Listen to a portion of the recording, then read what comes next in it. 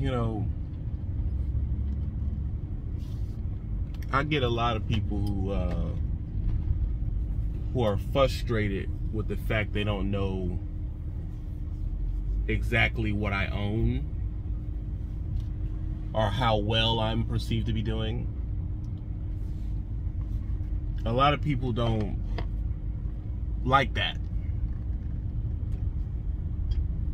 Like, I got this one guy who was, I'll put it up if I can, who says, you know, you don't own nothing, you know, I don't work at a very nice company, you don't show where you work, no one should listen to you if they don't, you know. Basically what it adds up to be is, if nobody knows where you work and how much that place makes and what you own personally, no one should listen to you. And I'm here to tell you why nobody knows where I work. I'm here to tell you why nobody knows that, in turn, they don't know the pay scale of where I work. Also, a thing is, nobody knows what I own.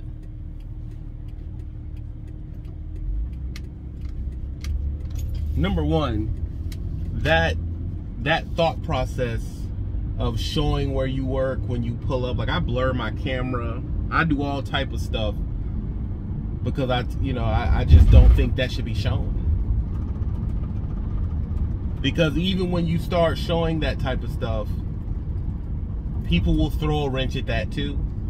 People also will contact your company, and it gives promotion to a company that ain't paying you. And I think in trucking, that's the number one thing that needs to be stopped. This, oh, I'm working here, giving free promotion to trucking companies, that needs to stop. That is something they would, if you knew what they were paying for a Google ad per click, if you knew what they were paying for those paper ads, if you knew what they were paying for those Instagram pop-up in the middle of you scrolling ads and say, hey, come work here. Or that guy talks, hey, how you doing? Me at Jimbo Trucking, so-and-so, and it says apply at the bottom. If you knew what they were paying, bro, you would not do that for free. That's one thought process on it. A, you're getting pimped out because you're doing it for free. And I know because I've done it for free. Number two, it is not an accurate depiction of what it's going to be like if that person goes there.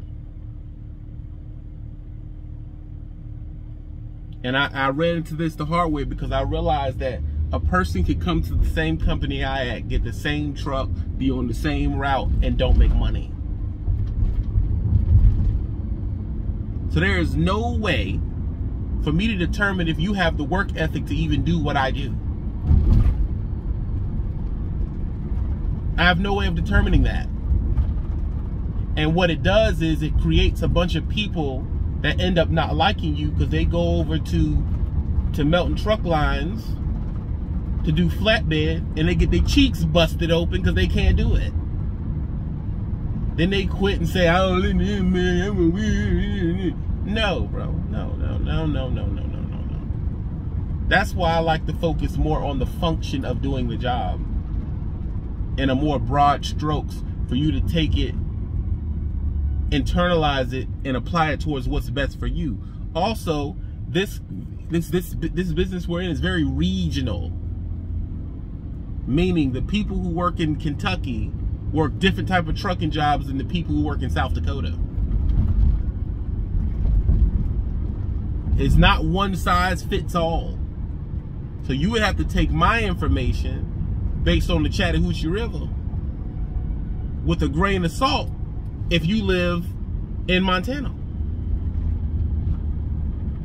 There's a lot of different reasons. There's different companies that run that area. The climate is different. The terrain is different.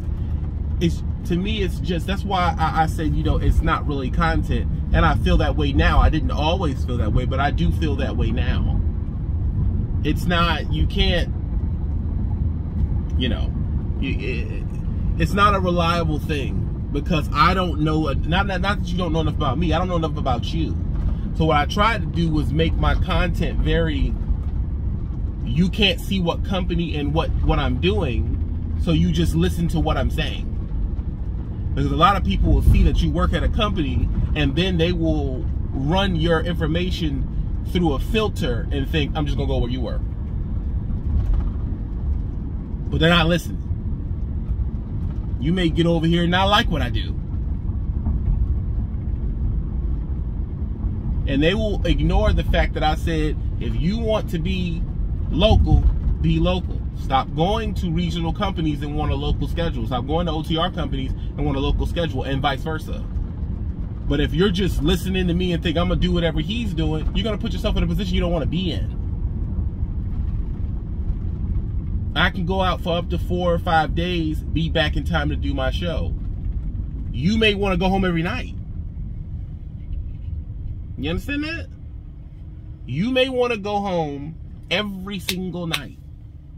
So that says if you come to where I work and they tell you that, oh, you're going to have to sleep there, sleep here, you can be back in about 3 or 4 days, you're going to blow out, bro. That's not what you want. But that's what you do. But what I do is not what you want. Which leads us to the, you don't show us what you own. Let me tell you why I don't show you what I really own for real. Because I think it's corny. And it's also the way that scammers start all their content. Yeah. So if I lead with the outside of my house,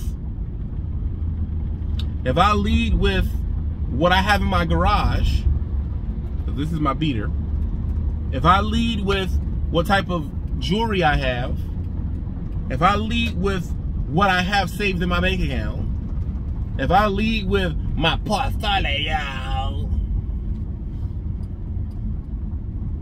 if I lead with that, 95% of the time, the next thing that's going to come is bullshit. 95% of the time. Them people who got scammed by the Lopez dude, they looked at the Lamborghini behind them, the house, and then they believed anything he said. Anything he said. Look at any of the financial superstar gurus. They always lead with luxury. They always lead with luxury. Always. Has to be done. Because they know, they're just like how scandalous, not all, that's how scandalous, I'm going to say both, scandalous women and men lead with sex. You see them, they're very appealing, they're very revealing. All of that is to mask their intentions. It's the same thing when it comes to being on YouTube. It's the same thing when it comes to people trying to give you advice. They lead with luxury items because they know you are so stupid that that's all you want in life. So when I get inbox attacked about that I don't show what I own, or the leading thing is, you don't own nothing. Okay, I don't own nothing. How do you know that's not my aim? Well, who doesn't want to own nothing? Okay, Greg Cardone doesn't want to own nothing. He doesn't own his house. He doesn't own his cars. Nothing. C.R. England doesn't want to own nothing. GE doesn't want to own nothing.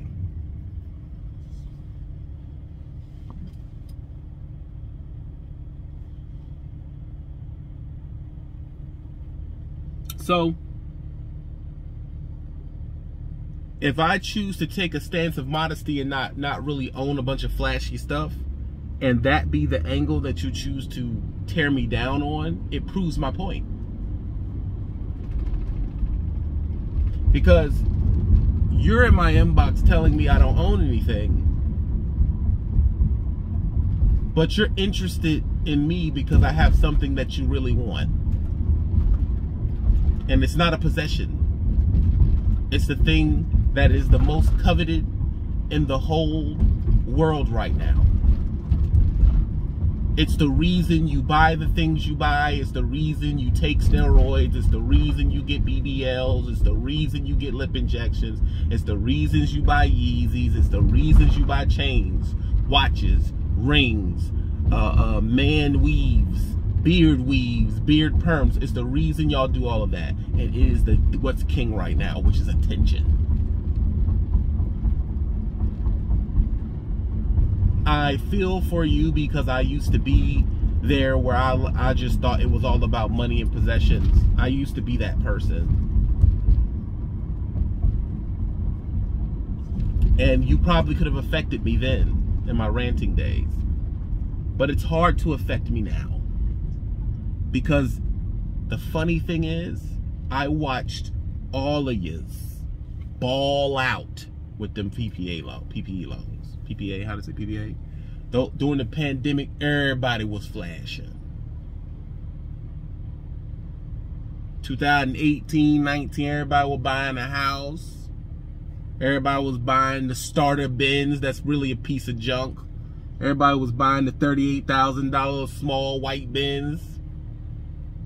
Everybody was getting churches. Everybody was getting all this. They was getting all that type of shit. And now when you go to TikTok, everybody's screaming about inflation. Ain't this a bitch?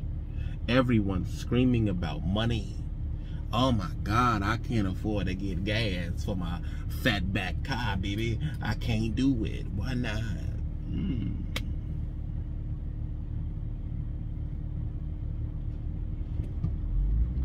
My mortgage is too high. I told y'all years ago, move out of these major cities, bro. No one did it. Now you're saying the rent's too high. I told you. Matter of fact, I told you, sell all your possessions and move into the truck. You said I was crazy. You said I was crazy. And now, I mean, rent in these major cities are averaging to be $2,700 a month. The nice ones are $3,000. My rent ain't $3,000. But why didn't they respect me enough to listen? And I said, you're not gonna listen because you don't respect me. Why didn't they respect me enough to listen? Because I don't have their God. Their God is materialism. Their God is possessions. And since I don't have the marquee or the right possessions, I register as a lame, pretty much. Come on, bro. I got green light, my nigga. Fuck yourself up. Yeah, I register as a lame. It is what it is, but it's the truth. So since I'm not wearing flashy shit, they don't hear anything I say. Only time people listen to what I say is when they're in pain. And at this point, they're looking for some way to stop the pain. When they've realized their materialistic ways doesn't work, then it's like, oh, I love TV. And it's really a crazy position to be in. It's because people only really soak you in, and this is crazy. Let's talk from a business standpoint of the reason why the OnlyFans models are gonna always make more than someone like me speaking truth to power. Because when you're up, you pay the OnlyFans models. When you're up, you pay Fendi. When you up, you pay Dodge. When you up, you pay Benz. But you only come to creators like me when you're down. And that's when I realized I have a terrible business model. Because when I first started this, I didn't look at it as a business.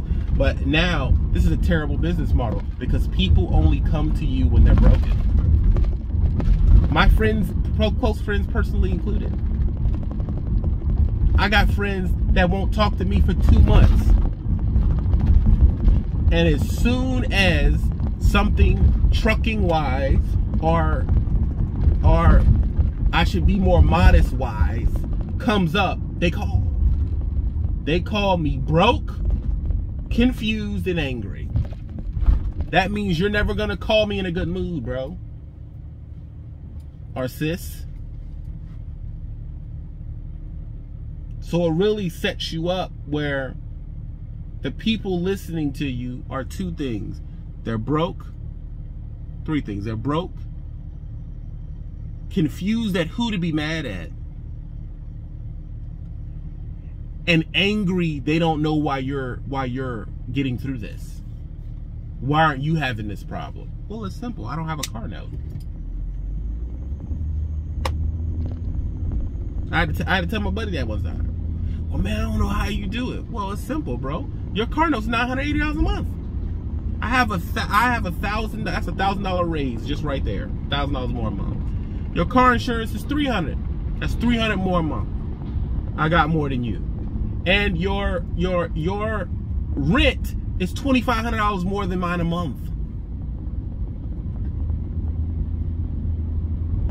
You're $4,500 behind me just in your annuals. That's how I do it. It isn't a secret, bro. It is basic math, but they flood into my inboxes angry because the God that you serve, instead of it being on high, the God that you serve constantly, I mean constantly, lets you down. Constantly. The God that you serve constantly lets you down. How does he let you down? Because you're feeding into this consumer system, but the employment system is not stable enough for you to keep consuming. It's not. So where the prices, where the things, they keep coming out with new products, but at the same time, they're shortening hours. It's a simple word that many people don't like to say no more. It is not sustainable. And us, and hardworking people, I'm using like a wrench, hardworking people and us, blue collar people and us, are the first ones to get hit by this reality check.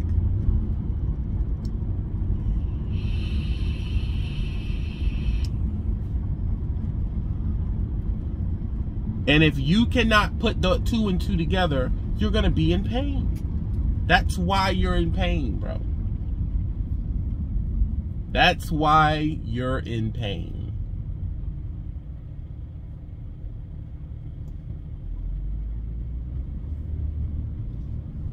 You understand? That's why you're in pain. There's only so much credit you can pull out. There's only so much work your body can exert. One of those ends are going to burn out. And then you're going to have that stupid conversation with yourself like, I don't know where all my money go. Yeah, you do. You know where it goes. And then you're in my inbox calling me all type of crazy stuff. You're mad at me and don't know why. Number one, I don't know you. I don't know you. So being mad at me is childish from the beginning. Number two, angry with me because I don't agree with you or because I chew you up with logic is another childish thing.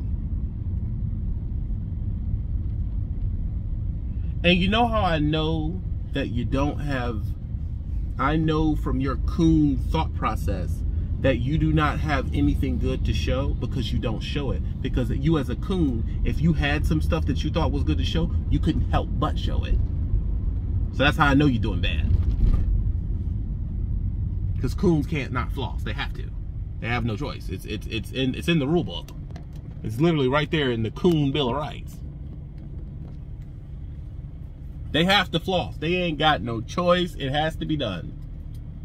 And if they're not doing it, they're doing bad. See, I don't really say anything whether I'm up or down.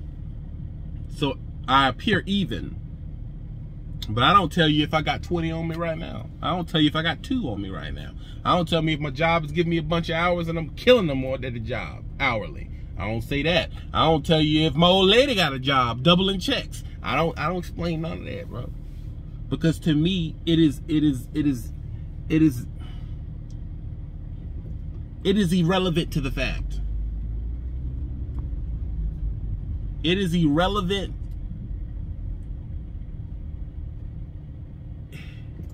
It is irrelevant to the fact. That's what I believe. And I believe when you start flossing that type of stuff, you don't have nothing to say.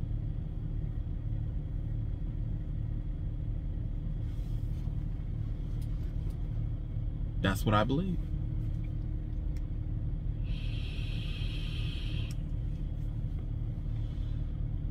Don't do drugs, man.